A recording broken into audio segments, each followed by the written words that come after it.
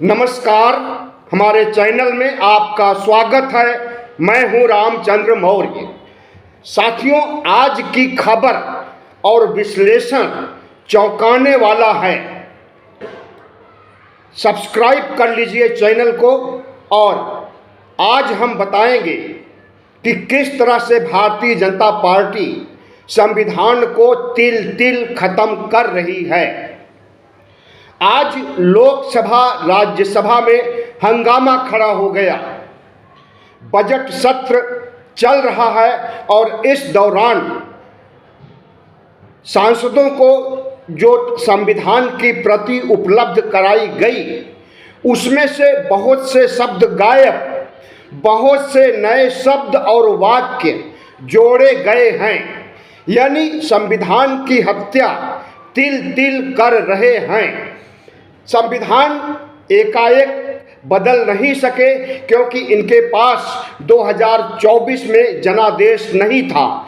400 पार या 370 पार सीटें इन्हें नहीं मिल पाई, इसलिए संविधान नहीं बदल सके, संविधान को नहीं हटा सके, मनुस्मृति को नहीं लागू कर सके।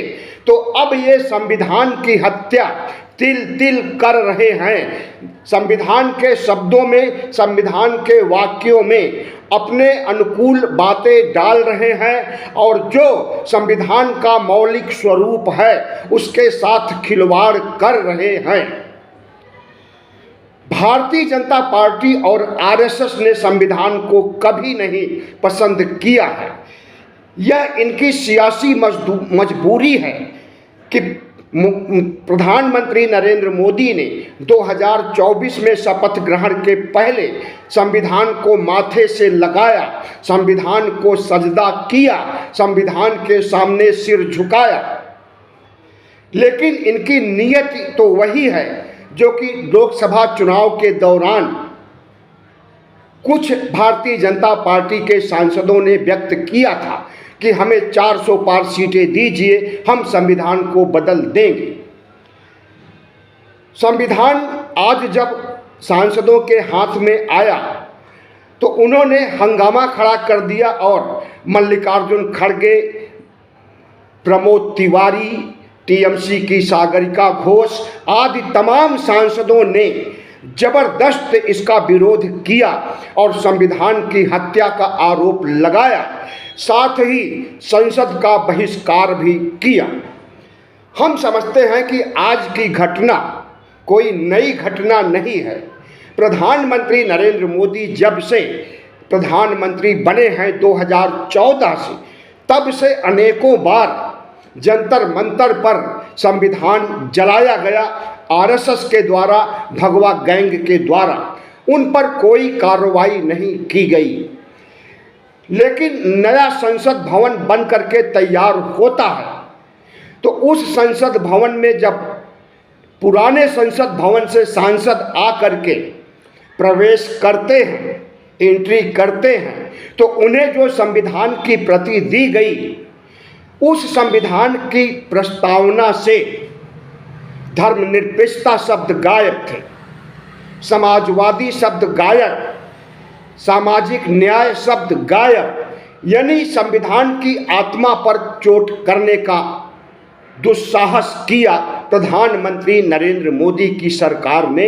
और उस समय भी ठीक वैसे ही हंगामा खड़ा हुआ था जैसा हंगामा आज खड़ा हुआ है। शब्दों के, वाक्यों के परिवर्तन से, जिस तरह से चुनाव आयोग वोटर लिस्ट में तमाम फर्जी नाम जोड़ता है और किसी पार्टी विशेष के वोट को हटाता है, उन मतदाताओं को लिस्ट से निकाल बाहर करता है जो भारतीय जनता पार्टी की विरोधी पार्टी या जीतने लायक पार्टी होती है। ठीक उसी तरह से बाबा साहब डॉक्टर भीमराव अंबेडकर के संविधान को मनुवादी संविधान बनाने के लिए उसमें धीरे धीरे परिवर्तन किया जा रहा है। यानी धीमा जहर दिया जा रहा है संविधान को। और इसे इंडिया गठबंधन कतई बर्दाश्त नहीं करेगा। जिस तरह से संविधान को खत्म करने की घोषणा भारतीय जनता पार्टी के सांसदों ने लोकसभा चुनाव के तहत किया था और उसे एक बड़ा मुद्दा बना करके प्रधानमंत्री नरेंद्र मोदी की सरकार को बैसाखियों पर ला दिया। 303 सांसदों वाली सरकार जो 2019 की थी, उसकी जगह 240 सांसदों वाली भारतीय जनता पार्टी की सरकार बनी, जिसे सहारा दिया नीतीश और नायडू ने। तब वह सरकार चल रही है।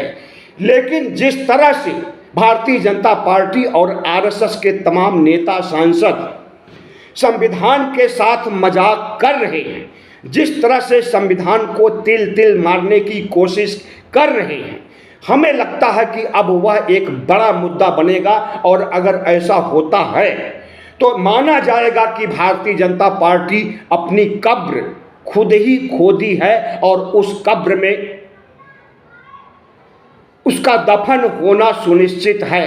क्योंकि एक बार नहीं, कई बार ऐसे अवसर आए जब भारतीय जनता पार्टी संविधान से छेड़छाड़ करते हुए या फिर आरएसएस और तमाम भगवा संगठनों के लोग संविधान को जलाते हुए पाए गए जंतर मंतर पर, और उनके खिलाफ देशद्रोह की धारा चलनी चाहिए थी। लेकिन छोटी मोटी धाराओं में कुछ को कुछ दिन जेल में रखा गया, उसके बाद रिहा कर दिया गया।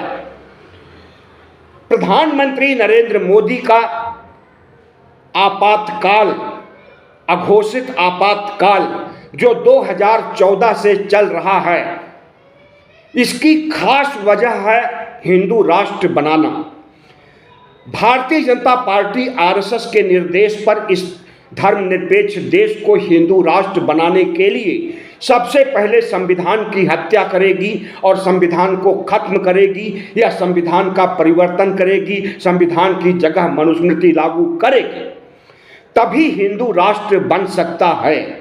लेकिन जैसा कि मैंने बताया, 2024 में इनका इरादा धराशायी हो गया और घुटनों पर सरकार आ गई, 240 के आंकड़े पर आ गई।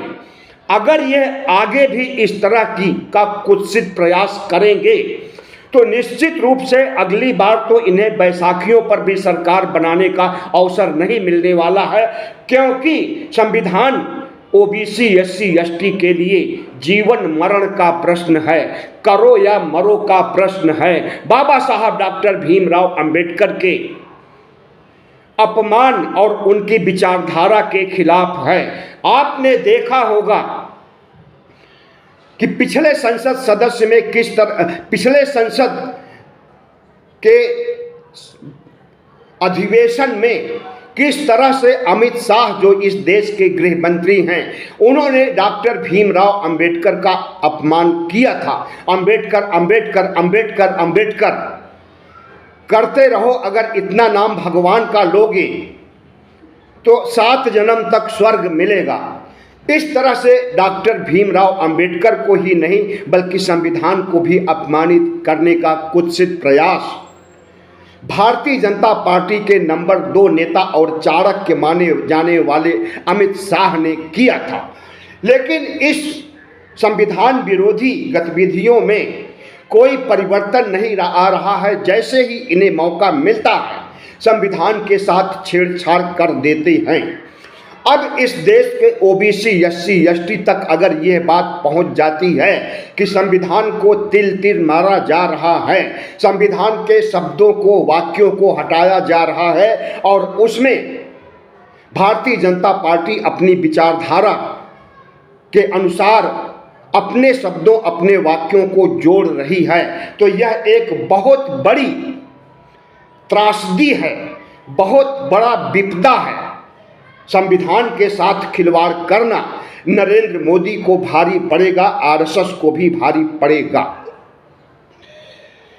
प्रधानमंत्री नरेंद्र मोदी ने नए संसद भवन में प्रवेश करते हुए न सिर्फ संविधान का अपमान किया था, संविधान से धर्मनिरपेक्षता, समाजवाद, सामाजिक न्याय आदि शब्दों को हटाया था। तो जब पकड़ में आया और हड़कंप मचा, पूरे संसद भवन में हाहाकार मचा, तो यह तर्क दिया गया कि हमने पुराने संविधान जो डॉक्टर भीमराव अंबेडकर का मौलिक संविधान है, उसकी कॉपी पेश की है। और 1976 में जो 42वां संशोधन हुआ था उसमें धर्मनिरपेक्षता जोड़ा गया है। हमने उस 1976 वाले संविधान, बदले हुए संविधान को नहीं, बल्कि 26 जनवरी 1950 को स्वीकार किए गए संविधान को पेश किया था। लेकिन यह तो एक बहाना था। भारतीय जनता पार्टी न संविधान को चाहती है, न संविधान की मूल विचारधारा को चाहती है, न फंडामेंटल राइट्स को चाहती है, और न सामाजिक न्याय, धर्मनिरपेक्षता, समाजवादी राज्य, ऐसे शब्दों को, भारी भरकम शब्दों को पसंद करती है। भारतीय जनता पार्टी आरएसएस के सांस्कृतिक राष्ट्रवाद के अनुसार इस देश में वर्ण व्यवस्था को लागू करना चाहती है, जो वर्ण व्यवस्था मनुस्मृति में व्यक्त किया गया था 2000 साल पहले, और जो राजतंत्र में राज करने का एक जरिया हुआ करता था, या यूं कहें संविधान हुआ करता था। उसी मनुस्मृति संविधान, जो हिंदूवादी संविधान कहा जाता है, उसे भारतीय जनता पार्टी और आरएसएस बाबा साहब डॉक्टर भीमराव अंबेडकर के संविधान की जगह रिप्लेस करना चाहता है। बाबा साहब डॉक्टर भीमराव के अंबेडकर के संविधान को हटा करके मनु के संविधान, मनुस्मृति को लागू करना चाहता है, और इसके लिए उसने कई बार कोशिशें भी की हैं। कोशिशों में खुलासा हो जाता है और वह बुरी तरह से उसकी हार हो जाती है। उसके बावजूद भी अपने कुत्सित प्रयासों को अंजाम देने में कोई कोर कसर नहीं छोड़ती है। भारतीय जनता पार्टी एक ऐसी पार्टी है जो संघ की विचारधारा से प्रेरित है, या यूं कहें कि संघ के गर्भ से पैदा हुई है। और संघ एक ऐसा संस्थान है, संघ एक ऐसा संगठन है जो अपने को दुनिया का नंबर 1 संगठन कहता है, और इसका जन्म हिंदू राष्ट्र बनाने के लिए 1925 में डॉक्टर बलीराम हेडगेवार ने किया था।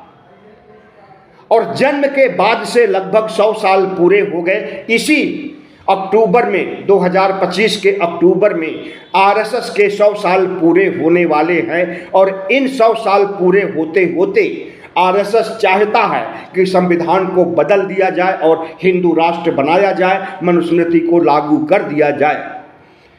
संविधान को बदलने, संविधान को हटाने की नीयत से आए दिन संविधान के साथ छेड़छाड़ किया जाता है, और वही छेड़छाड़ नए संसद भवन में देखा गया, वही छेड़छाड़ आज देखा गया। और संविधान को बिल्कुल हटा देने, खत्म कर देने की बात लोकसभा चुनाव के दौरान गूंजी थी।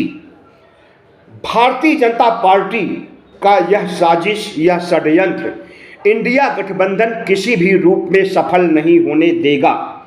इस देश में मनुवादी संविधान अब दोबारा कभी लागू नहीं होने पाएगा। इस देश को हिंदू राष्ट्र नहीं बनाया जाएगा, क्योंकि यह तमाम धर्मों, तमाम संस्कृतियों का देश है। भारत में साझा संस्कृति चलती है, साझा धर्म चलते हैं। किसी एक धर्म विशेष का महिमा मंडन नहीं किया जा सकता है संविधान के अनुसार। लेकिन आज हो क्या रहा है, सिर्फ हिंदू धर्म को बढ़ावा देने के लिए तमाम कर्मकांड किए जा रहे हैं, तमाम आयोजन किए जा रहे हैं। महाकुंभ जैसे आयोजनों पर अगर 10,000 करोड़ रुपए, 15,000 करोड़ रुपए भी सुनने में आया है कि खर्च कर रही है यूपी और दिल्ली की सरकार मिलकर के, अयोध्या जैसे जगह पर राम मंदिर बनाने के लिए सैकड़ों करोड़ रुपए खर्च किए जा रहे हैं। तमाम कॉरिडोर बनाने के लिए और मंदिर का विकास करने के लिए हजारों करोड़ रुपए खर्च किए जा रहे हैं, तो यह सिर्फ एक धर्म पर खर्च किया जा रहा है।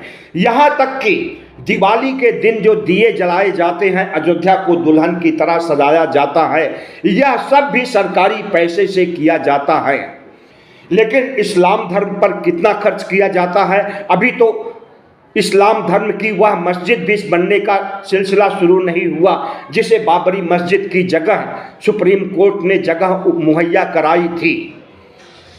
हिंदू मंदिर यानी राम मंदिर को पर तो तत्काल काम शुरू हो गया, मंदिर बन करके संपन्न हो गया, उसका उद्घाटन और प्राण प्रतिष्ठा भी हो गई। लेकिन अभी मुस्लिम धर्म का बाबरी मस्जिद बनने का काम भी नहीं शुरू हो पाया है और भारत सरकार वह काम करेगी भी नहीं, उसके लिए कोई ट्रस्ट भी नहीं बनाएगी। तो इस देश में एक धर्म का शासन चल रहा है और एक धर्म के लोग सभी धर्मों पर हावी हो जाना चाहते हैं। मुस्लिम धर्म के खिलाफ इस तरह से अभियान चलाया जा रहा है कि CAA NRC जैसे कानून ला करके मुसलमानों को इस देश से बाहर करने, उन्हें मुस्लिम देशों में भेजने की साजिश रची गई और उसी CAA NRC के तहत बाहर के मुसलमानों यानी पाकिस्तान, बांग्लादेश, नेपाल और अफगानिस्तान जैसे तमाम भारत के पड़ोसी देशों से हिंदुओं को बुलाने की पहल शुरू की गई थी, लेकिन वह पहल पूरी नहीं हुई। अब वह पहल पूरी की जाएगी। यहाँ के मुसलमानों को मुस्लिम देशों में भेजने की बात कही गई थी CAA NRC के तहत, उन्हें भी भेजा नहीं जा सका है। लेकिन लगता है कि जिस तरह से RSS और BJP का आतंक और अत्याचार संविधान के खिलाफ बढ़ता जा रहा है, उसी तरह से मुस्लिम धर्म इस्लाम धर्म के खिलाफ इनका अत्याचार रुकने वाला नहीं है और बढ़ने वाला है।